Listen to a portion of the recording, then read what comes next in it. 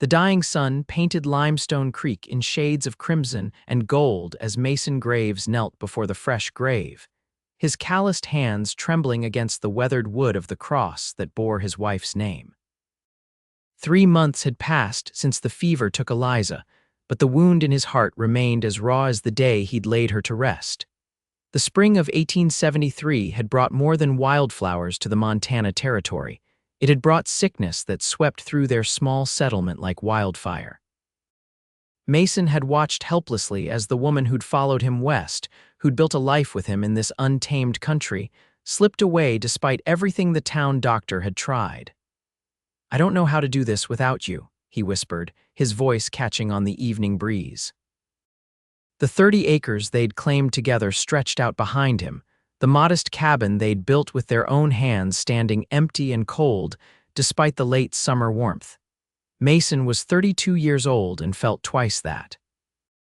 His once bright blue eyes had dulled, and his dark hair had begun to show streaks of silver at the temples. The neighboring homesteaders had tried their best to help bringing food, offering to assist with chores, but Mason had retreated further into himself with each passing week. He rose from the grave and dusted the dirt from his knees, his gaze drifting to the horizon where the mountains cut jagged silhouettes against the darkening sky.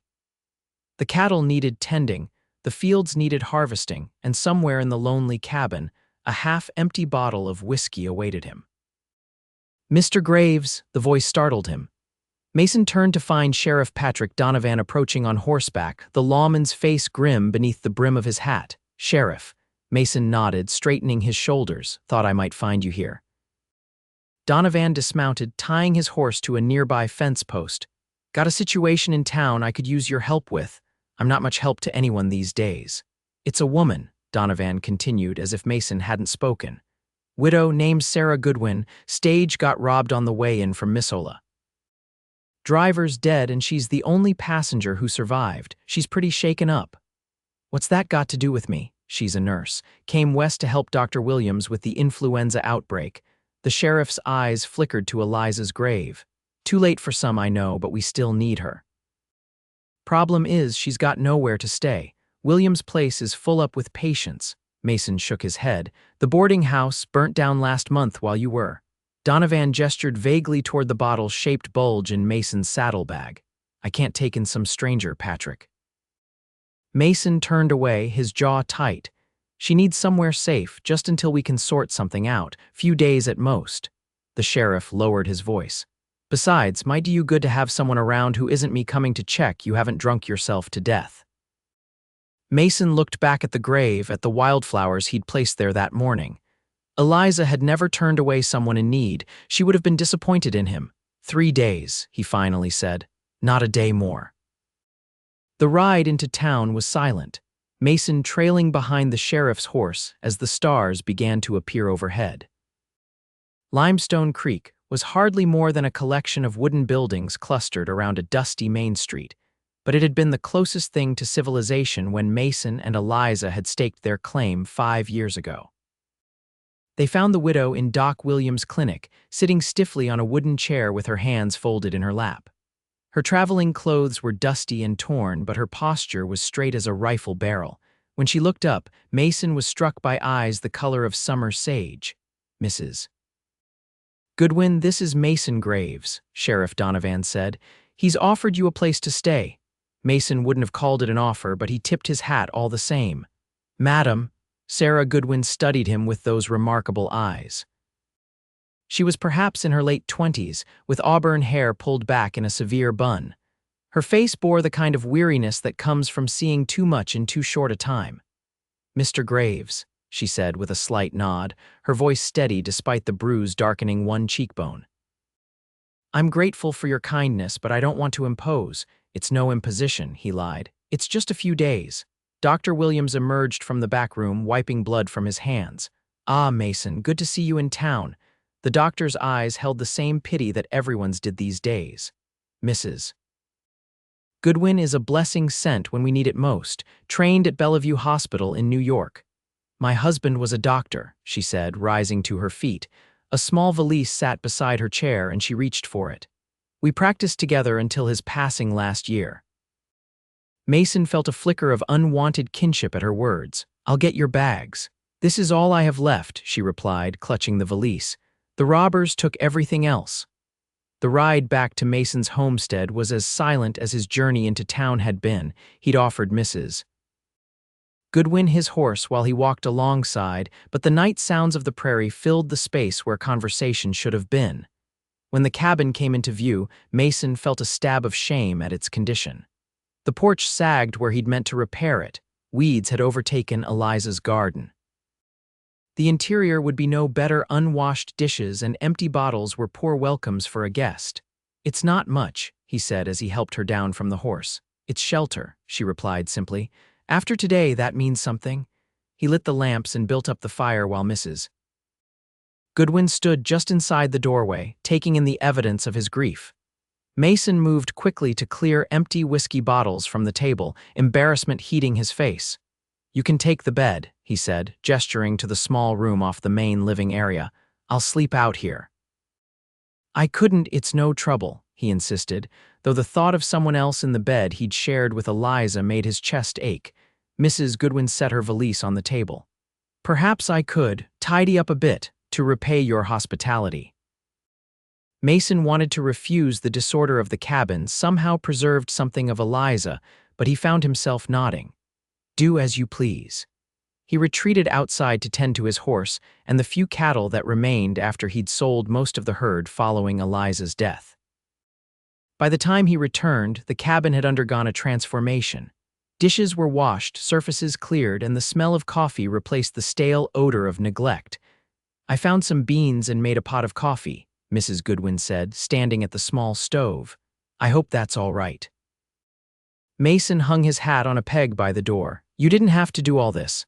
I needed the distraction." Her hand drifted unconsciously to the bruise on her cheek. "It helps to be useful." He poured coffee for them both, and they sat at the table in awkward silence. Mason realized he hadn't shared a meal with anyone since the funeral. "Sheriff Donovan says you lost your wife," Mrs. Goodwin said softly, 3 months ago. "Fever." The words came out clipped, rehearsed from too many condolences. "I'm sorry, my husband Daniel died 14 months ago." "Consumption," Mason nodded, unsure what to say. "Get some rest, Mrs. Goodwin. Morning comes early out here." Later, as Mason laid out his bedroll on the floor near the fireplace, he could hear soft crying from behind the closed bedroom door. The sound mirrored the ache in his own chest, and he turned away, reaching for the bottle he kept under the sofa. But for the first time in months, he hesitated.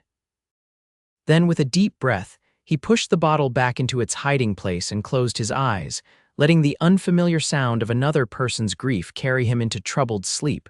Dawn broke with a rooster's crow and the smell of frying bacon.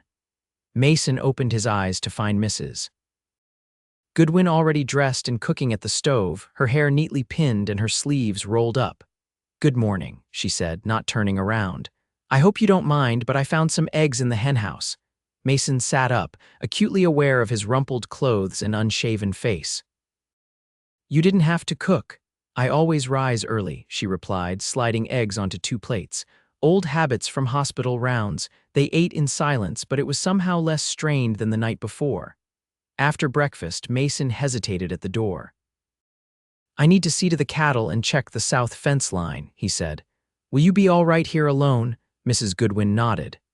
"Actually, if it's not too much trouble, I'd like to ride into town with you later. Dr. Williams could use my help." "Of course," Mason said, surprised by her resilience after yesterday's ordeal. "I'll be back midday." The morning's work gave Mason time to think, something he'd been avoiding with whiskey for months. There was something about Sarah Goodwin that unsettled him, not her presence exactly, but the way it highlighted Eliza's absence. Yet having someone in the cabin again made the emptiness less absolute. When he returned, he found Mrs. Goodwin in Eliza's garden, pulling weeds from around withering vegetables. "You saved some of it," she said as he approached. "With a little care, there's still harvest to be had." Mason looked at the garden he'd neglected. "My wife loved growing things. I don't have her touch." "Nor do I, Mrs. Goodwin admitted. "But I can follow the rows she laid out. Sometimes that's enough maintaining what someone else began." The words struck him with unexpected force. Wasn't that what he'd failed to do, maintain the life they'd built together? He helped her to her feet. "We should head to town if you want to help the doctor." In town, Mason found himself lingering rather than retreating back to the homestead, as had become his habit. He replenished supplies at the general store, arranged to sell his remaining cattle to the Henderson ranch, and even stopped to speak with neighbors he'd been avoiding. At the doctor's office, Sarah he'd begun thinking of her as Sarah rather than Mrs. Goodwin moved with purpose among the patients, her competence evident in every gesture. When Mason returned to collect her in late afternoon, Dr. Williams pulled him aside. "That woman's a godsend, Mason. We've lost too many good people to this fever. If she'd been here sooner." The doctor didn't finish the thought, but Mason knew he was thinking of Eliza. "She's only staying a few days," Mason reminded him, inexplicably defensive. "Shame," Williams replied. "We need someone with her skills. Limestone Creek is growing, and I'm not getting any younger." Sarah emerged, wiping her hands on a cloth. "Thank you for waiting, Mr. Graves." On the ride home, Sarah spoke more freely than she had the previous day. "Your town needs proper medical care. That clinic is woefully undersupplied. Doc Williams does his best." "Of course he does," she agreed quickly. "But he's overworked. He mentioned there's no midwife either." "There was," Mason said. "Mrs. Peterson, she died last winter." They rode in silence for a moment before Sarah spoke again. "He also told me about your wife. That she was young and the fever took her quickly." Mason's grip tightened on the reins. "Dr. Williams talks too much." "He's concerned about you," Sarah said gently. "As a medical professional, I understand his worry. Grief can be as dangerous as any disease if left untreated." "There's no treatment for what I've got," Mason said flatly. Sarah looked at him with those sage green eyes. "No, but there are ways to live with it. I should know." That evening, as they shared a simple stew Mason had prepared, Sarah told him about Daniel, the husband she'd lost. How they'd worked side by side during the Civil War, treating wounded soldiers from both sides. "We thought we'd seen the worst," she said, her eyes distant with memory. "Then the consumption came for him, and all my knowledge couldn't save the person who mattered most. How did you bear it?" Mason asked before he could stop himself. "One breath at a time," she answered. And by remembering that helping others was what he loved most, what we loved doing together, continuing that work, it keeps part of him alive. Mason thought of Eliza, of her garden and her dreams for their land. How she'd talked of building a proper house someday, of filling it with children. Eliza wanted a big family, he said, the words surprising him as they came out. "We tried for years, but no children came. She never lost hope, though." "Hope was her gift to you," Sarah said softly. "Perhaps the most precious one." The next morning, Mason woke to find Sarah already working in the garden. The day unfolded in a pattern similar to the previous work on the homestead, a trip to town where Sarah assisted at the clinic, and conversation that grew increasingly easy between them. By the third day, the last day of their arrangement, Mason realized he was dreading her departure. The cabin would be empty again. The routine they'd established would disappear. "Sheriff Donovan says the stage leaves for Helena tomorrow," Mason said as they sat on the porch watching the sunset. "He's arranged passage for you." Sarah nodded, her hands busy with mending one of his shirts. "Dr. Williams offered me a position here, as his assistant." Mason looked at her sharply. "Are you considering it?" "I came west to start over," she replied. "To use my skills where they're needed most." She set the mending aside. "But I have no place to live and I barely know anyone here." "You know me," Mason said, the words escaping before he could consider them. Sarah met his gaze, something unreadable in her expression. "Yes, I suppose I do." That night, Mason couldn't sleep. The idea of Sarah staying in Limestone Creek stirred feelings he thought had been buried with Eliza, hope, possibility, the future stretching beyond grief. But guilt accompanied those feelings, as if considering a life that included someone else was a betrayal. He slipped outside to sit on the porch steps, staring up at stars so bright they seemed close enough to touch. The door creaked behind him and Sarah joined him, wrapped in a blanket against the night chill. "Couldn't sleep either?" she asked, sitting beside him. "Too much thinking," he admitted. "About tomorrow," Mason nodded. "You should take Dr. Williams' offer." Sarah was quiet for a long moment. The stage fare to Helena would take nearly all I have left, and there's no guarantee of work there. That's not why you should stay, Mason said, finding courage in the darkness. This place needs you, these people need you. And what about you, Mason Graves? Her voice was barely above a whisper. What do you need? The question hung between them, laden with possibility. Mason thought of Eliza, of her laugh and her dreams and her unwavering belief in him. Would she want him to remain alone, drowning his grief in whiskey? I need to honor what Eliza and I built, he finally said. Not let it fall to ruin because she's gone. Sarah nodded, understanding in her eyes. That's why I kept practicing medicine after Daniel died. Because stopping would have been like losing him twice. Stay, Mason said. Not just for the town or for Williams. Stay because starting over is easier when you're not alone. Is that what we'd be doing, starting over? I don't know, he answered honestly. I just know that these past 3 days, for the first time since I lost Eliza, I've remembered what it's like to look forward to tomorrow. Sarah's hand found his in the darkness, a touch as light as a whisper. Then perhaps we should see what tomorrow brings. The next day, Mason rode with Sarah to town to give Donovan her decision.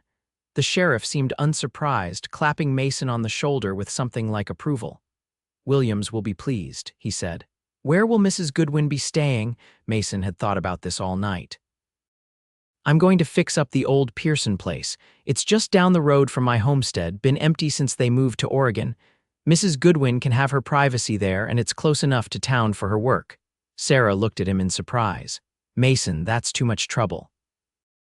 It needs work, he acknowledged, but nothing that can't be done before winter sets in. And this way, you'll have your own place but neighbors close by.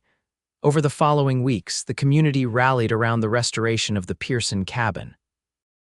Mason worked from dawn until dusk, repairing the roof, replacing broken windows, and building new furniture.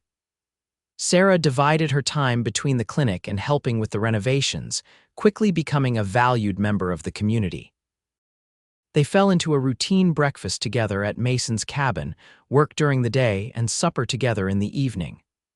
On Sundays, they visited Eliza's grave together, Sarah bringing flowers from the garden she'd helped restore. As summer gave way to autumn, Mason found himself watching Sarah more often, the way she pushed a strand of hair behind her ear when concentrating, how her face lit up when she spoke about her work, the quiet strength she carried like a cloak around her shoulders. One evening, as they sat by the fire after a long day of canning preserves for winter, Sarah broke the comfortable silence between them. I'm thinking of starting a small infirmary, she said. Nothing elaborate, just a place for patients who need ongoing care. Dr. Williams agrees it's needed. That's a fine idea, Mason replied. Where would you put it? There's land available at the edge of town. I've been saving from what Williams pays me, but it's not enough yet. Mason stared into the fire for a long moment. I've been thinking about selling some of my land. 30 acres is too much for one person to manage properly. Sarah looked at him in surprise. But that land was your dream with Eliza, your future. Dreams change, he said simply. Eliza wanted this land to support a family, to be something that mattered. If part of it can help you build something that saves lives. He shrugged, seems like honoring her memory, not betraying it. Tears gathered in Sarah's eyes. You're a good man, Mason Graves. I'm trying to be, he replied honestly. For a long time after Eliza died, I wasn't much of anything. Just a ghost haunting my own life. Sarah's hand found his across the space between their chairs. And now I remember what it feels like to be alive, he said, turning his hand to hold hers, to have purpose again. The Pearson cabin was ready by the first snowfall, snug and welcoming against the Montana winter. The day Sarah moved in, the women of Limestone Creek organized a cabin warming, bringing food and small gifts to welcome her officially to the community. Mason watched from the sidelines as Sarah graciously accepted each offering, her integration into Limestone Creek complete. The widow from New York had become their nurse, their midwife, their neighbor. And to Mason, something more complex that neither of them had yet defined. After the last guest departed, Sarah found Mason on the porch, watching snow fall in the gathering darkness. Thank you, she said, coming to stand beside him, for all of this. You've earned your place here, he replied. These people respect you. That matters to me, she admitted. But your opinion matters more. Mason turned to look at her, struck again by how her presence had gradually filled the hollow spaces inside him, not erasing his loss but existing alongside it, showing him that his heart was big enough for both grief and affection. Sarah, he began, uncertain how to express what he'd been feeling. These past months have been a gift, she finished for him. When I came here, I was running away from memories I never expected to find. What? He asked when she hesitated. A reason to stay, she said simply. To build something new. Mason took her hand, cold from the winter air. I don't know if I'm ready, he confessed. There are days when grief still feels like all I have left of her. I understand, Sarah said, and he knew she truly did. We carry them with us, Mason, Daniel, and Eliza. They shaped us into who we are now. But they wouldn't want us to stop living, he said, the realization settling in him like truth. No, she agreed. They loved life too much for that. Mason drew her closer until he could see the snowflakes catching in her eyelashes. I'm not asking for promises, Sarah, just possibilities. Possibilities, she repeated with a small smile. I think we can start there. Their first kiss was gentle, tentative, a beginning rather than an ending. When they broke apart, Mason saw in Sarah's eyes the same mix of hope and hesitation that he felt. One day at a time, she whispered. Winter in Montana was long and harsh, but the frequent snowstorms that isolated outlying homesteads gave Mason and Sarah ample time together. He would ride through snowdrifts to check on her, often staying to share meals and conversation that stretched late into the evening. By early spring, when the first green shoots appeared in Eliza's garden, the talk in Limestone Creek had shifted. No longer was Mason Graves the grieving widower or Sarah Goodwin the widowed nurse from back east. They had become a pair in the community's eyes, their separate stories weaving into one. On the anniversary of Eliza's death, Mason rode alone to her grave. The wildflowers were just beginning to bloom, and he arranged a bouquet carefully at the base of the cross. I think you'd like her, he said aloud, his voice steady. She's strong like you were, stubborn too, he smiled faintly. She's helped me remember the man I was when you loved me. The man you believed I could be. A warm breeze stirred the grass around the grave, and Mason felt a sense of peace settle over him. I'll always love you, Eliza, that hasn't changed, but my heart didn't die with you, though God knows I thought it had. He stayed until sunset, sharing the events of the past year with Eliza as if she could hear. When he finally rose to leave, he felt lighter than he had in a long time. Sarah was waiting on his porch when he returned, her expression concerned. I wanted to make sure you were all right, she said as he dismounted. I am, he said and meant it. Better than I've been in a long time. That night, as they sat side by side on the porch swing, Mason took Sarah's hand in his. I've been thinking about the future, he said. Your infirmary, this land. What about them? She asked. They're separate pieces of the same picture, he replied. The life we're building here. Sarah turned to face him fully. Mason, what are you saying? He drew a deep breath. I'm saying that I love you, Sarah Goodwin. Not instead of Eliza, not to replace what I lost, but because of who you are and who I am when I'm with you. Tears filled her eyes, but she was smiling. I love you too, I have for months now. Then marry me, he said simply. Not because either of us needs saving, but because together, we've already saved each other. Sarah's answer came not in words, but in the kiss she pressed to his lips, a promise of tomorrows stretching out before them. They were married in June, when Limestone Creek was verdant with new life. The ceremony was held in the meadow between their cabins, with the entire town in attendance. Dr. Williams gave the bride away, and Sheriff Donovan stood as Mason's best man. As they spoke their vows beneath an arch twined with wildflowers, Mason felt Eliza's presence like a blessing. Sarah wore a sprig of lavender from Eliza's garden pinned to her wedding dress, a gesture that brought tears to Mason's eyes when he saw it. To honor those who brought us together, she'd said when he asked about it. Without them, we wouldn't be who we are today. By year's end, construction had begun on Sarah's infirmary at the edge of town, funded in part by the sale of some of Mason's land. The couple lived in Mason's cabin, but Sarah maintained the Pearson place as a recovery home for patients who needed extended care. Limestone Creek flourished with its expanded medical services. Families who might have moved on stayed, and new settlers arrived, drawn by the promise of proper health care on the frontier. 2 years after their wedding, Sarah gave birth to twins, a boy they named Daniel after her first husband, and a girl named Elizabeth for Eliza. As Mason held his newborn daughter, marveling at the perfect tiny fingers and the tuft of dark hair so like his own, he felt a circle completing. "She's smiling down on us today," Sarah said softly from the bed, cradling their son. Mason didn't need to ask who she meant. "Yes," he agreed, "I believe she is." On the twins' first birthday, Mason and Sarah took them to visit the grave that now bore a proper headstone. They laid flowers and told Eliza about her namesake's first steps, about Daniel's infectious laugh, about the life that continued to flourish on the land she had loved. As the sun set over Limestone Creek, painting the sky in the same crimson and gold that had colored it the day Sarah arrived, Mason looked at his family, at the wife who had helped him find his way back to living, and the children who represented their shared future, and felt complete.